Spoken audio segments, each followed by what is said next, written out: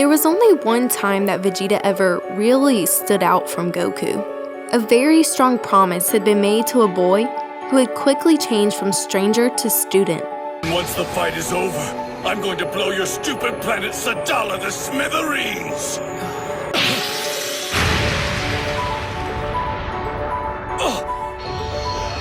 I will!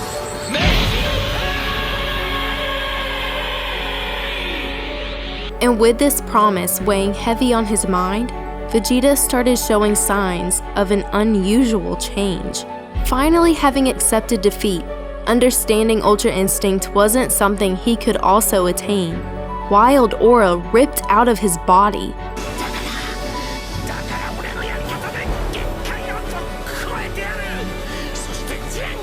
In a way no other character shared, Vegeta's limits had been broken. In this moment, we were given the most important hint to Vegeta's true power. And trust me, it's got nothing to do with a different shade of blue. Throughout the Dragon Ball franchise, we've seen a constant pattern. Goku gains new power, Vegeta gets jealous and eventually catches up, but not much later, Goku surpasses him again. This is something so familiar that by breaking his limits in a way he knew would be different from Ultra Instinct, even Vegeta had finally accepted to be an unbreakable pattern, as you see here.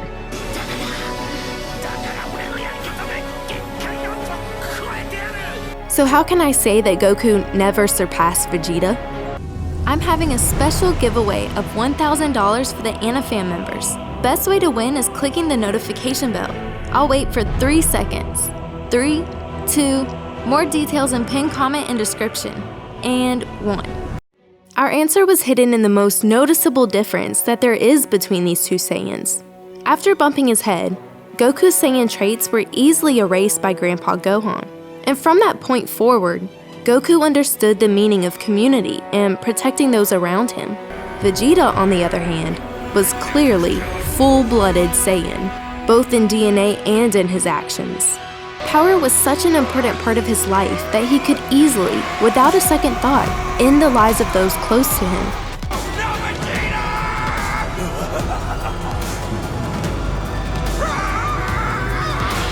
That he could let himself be controlled into acting cruel in such a disturbing way.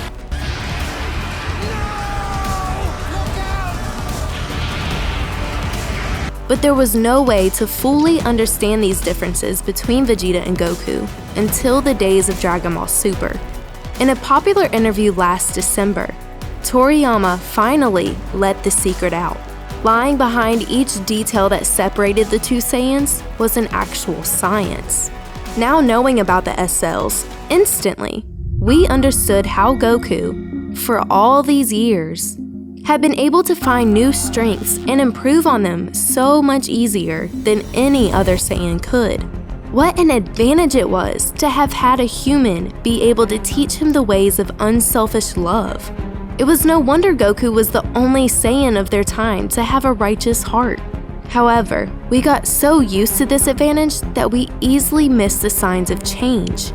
Not one to show affection, it was extremely strange to find out that Vegeta had actually gotten married. But there had to be a reason behind it, right? A reason that was made a lot clearer in a single moment against the overwhelmingly powerful Majin Buu. When no one seemed to have a way to defeat this villain, Vegeta's secret shone through. Breaking through the mind control, he proved to everyone that while the change was coming in his own way, Vegeta also had a righteous heart. Bulma, I do this for you. And yes, even for you, Kakarot. As he planned to sacrifice himself for the good of the entire world, Vegeta said goodbye to his wife and son, instantly telling us that he really did have affection for Bulma and Trunks. And more importantly, we knew his selfish Saiyan ways were slowly slipping away. Every day, he became a little more like Goku.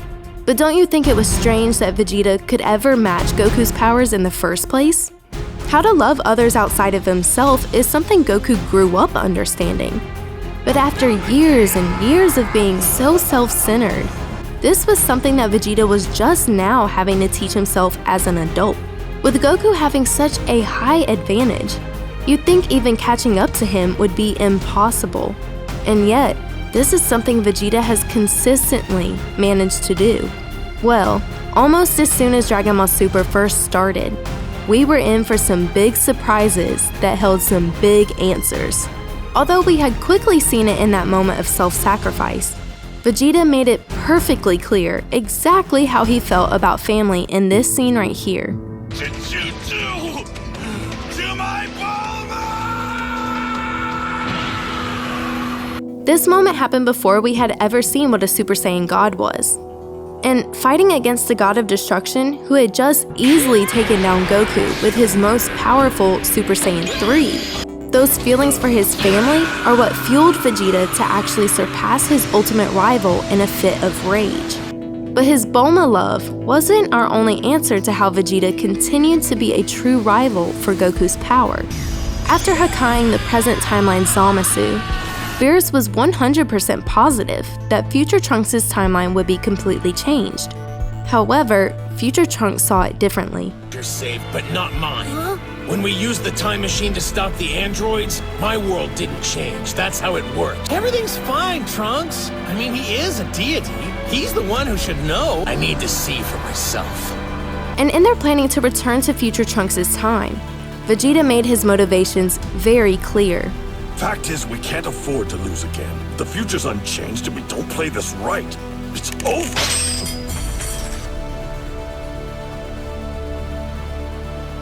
Not so much for their community, but mostly for his own son. Vegeta truly did want to help and save the future.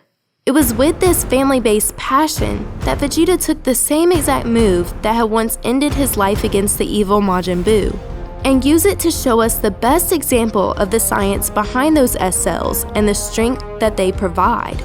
After an intense battle with Jiren, Vegeta had taken way too much damage, and by still pushing through every obstacle, his energy had almost been completely drained. Although this was needed in order to break the limits that he eventually did, Vegeta was now forced to face an opponent that was even stronger than the evil Majin Buu had been. With no other choice left, Vegeta remembered the very people that continued to increase his S-cells with the motivation to protect them.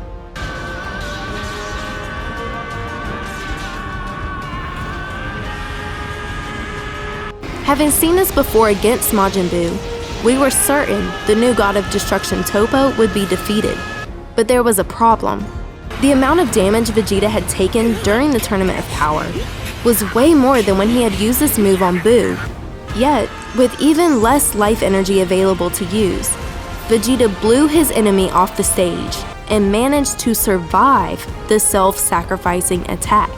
Each one of these moments Dragon Ball Super gave to us pointed to one huge change for Vegeta, as well as for the common pattern the Dragon Ball franchise has put between him and Goku.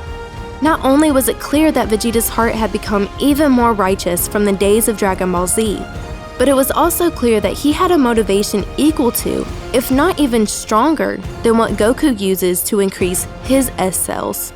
So am I saying Goku doesn't care about his family? After I struck you down in front of your wife and child, it was time to finish the cleansing.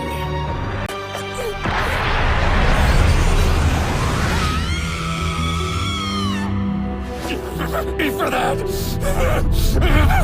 You'll pay for that! It's clear that he does, and I'd be crazy for denying it. But when you take Goku's family-rooted motivations and compare them to Vegeta's, you'll see there's a big difference between them. After Android 17 had finally agreed to join Team Universe 7 for the Tournament of Power, he called Goku a hero.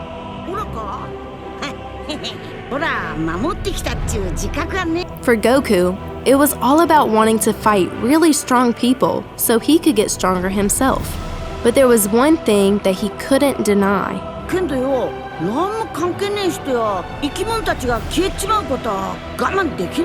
Goku's motivation to protect others isn't truly connected to his family or friends.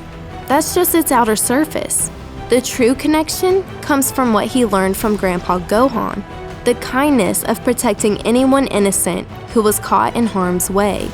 Taking that into consideration, The amount of rage Goku showed after finding out the lives of his own wife and child had been taken away, you can see how those innocent lives being people that he personally knows and truly cares for had a way bigger impact on him than any other innocent person meeting the same fate. And now it's time to pass!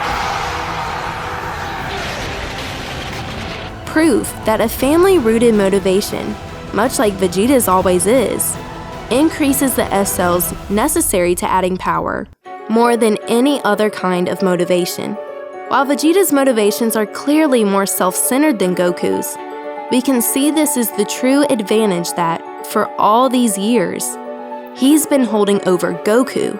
But that doesn't change the fact that Vegeta was still forced to give in to the pattern that's always been between them when he first tapped into Super Saiyan Royal Blue. So am I still saying that Goku never surpassed Vegeta? Yes, and here's why we can still say that.